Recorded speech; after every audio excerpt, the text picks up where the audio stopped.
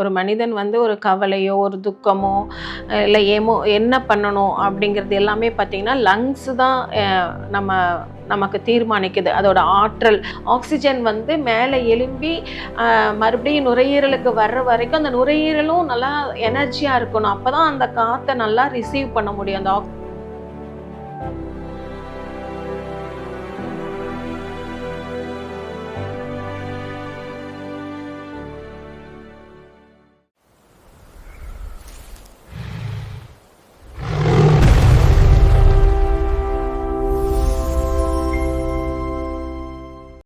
லங்ஸை ma'am இவ்வளோ பாதுகாக்கணும்? என்னென்ன ஃபங்க்ஷன்ஸ் அதுக்கு இருக்குது? லங்ஸு வந்து ஒரு பிரைம் மினிஸ்டர் மாதிரிங்க.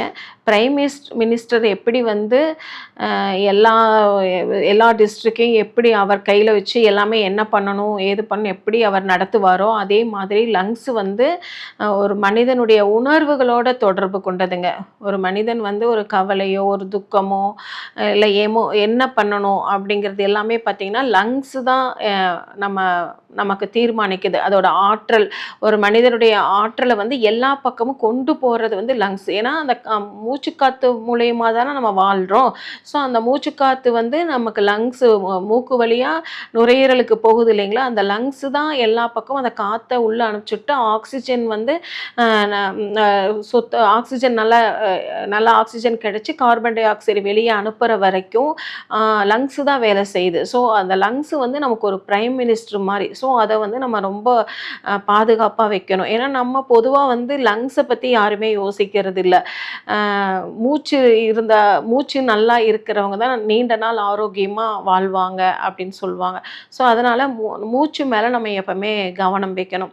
இப்போ நம்ம நார்மலாக பார்த்திங்கன்னா ஆஸ்துமா பிரச்சனை வருது.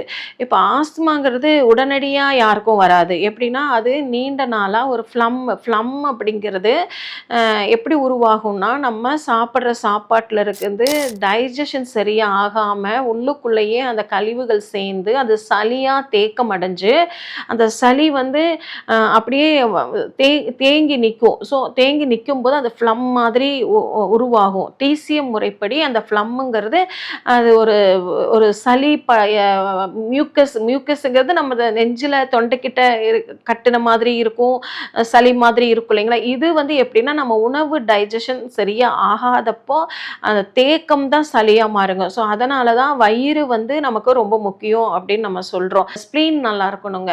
கிட்னியும் அதுக்கு ரொம்ப முக்கியம் தான். ஏன்னா லங்ஸிலிருந்து வர மூச்சு காற்று நம்ம தொண்டை வழியாக போயிட்டு ஸ்டொமக்கெல்லாம் போயிட்டு லார்ஜ் இன்டெஸ்டைன் எல்லாமே முடிச்சு கிட்னி கிட்ட வந்து கிட்னியோட எனர்ஜினால் கிட்னியோட ஆற்றல்னால அது மேலே எழும்பி மறுபடியும் மேலே வரணும்.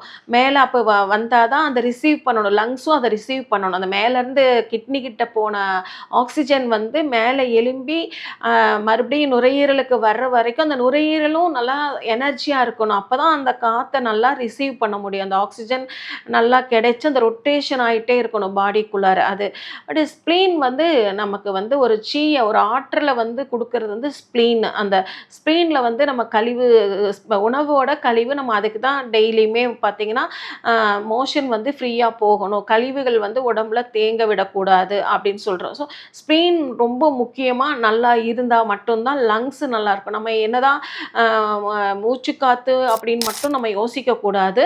நம்ம வந்து உணவும் டைஜஷனும் இதில் ரொம்ப ரொம்ப முக்கியம்.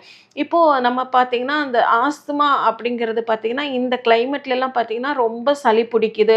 அப்புறம் பொதுவாக வந்து அது வந்து ஒருத்தருக்கு சளி பிடிச்சா இன்னொருத்தருக்கு வந்து சளி பிடிச்சிரும். வீட்டுக்குள்ளேயே பார்த்திங்கன்னா குழந்தைகள்லாம் இருக்காங்கன்னா குழந்தைகளுக்கு ஒருத்தருக்கு சளி பிடிக்குதா சரி பாதுகாப்பாக தள்ளி வைக்கிறோம் அப்படின்னலாம் நம்ம சொல்கிறோம். ஏன்னா அப்போ அந்த சளி வந்து ஒரு சீக்கிரம் ஸ்ப்ரெட் ஆயிரும்.